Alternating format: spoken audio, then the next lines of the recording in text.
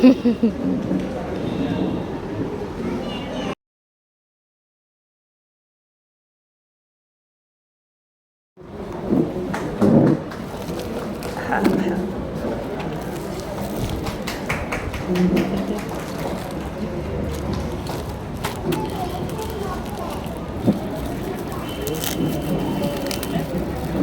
2 വാക്ക് പറയാണ്ട് ഞാൻ എങ്ങനെയാ പോവുക?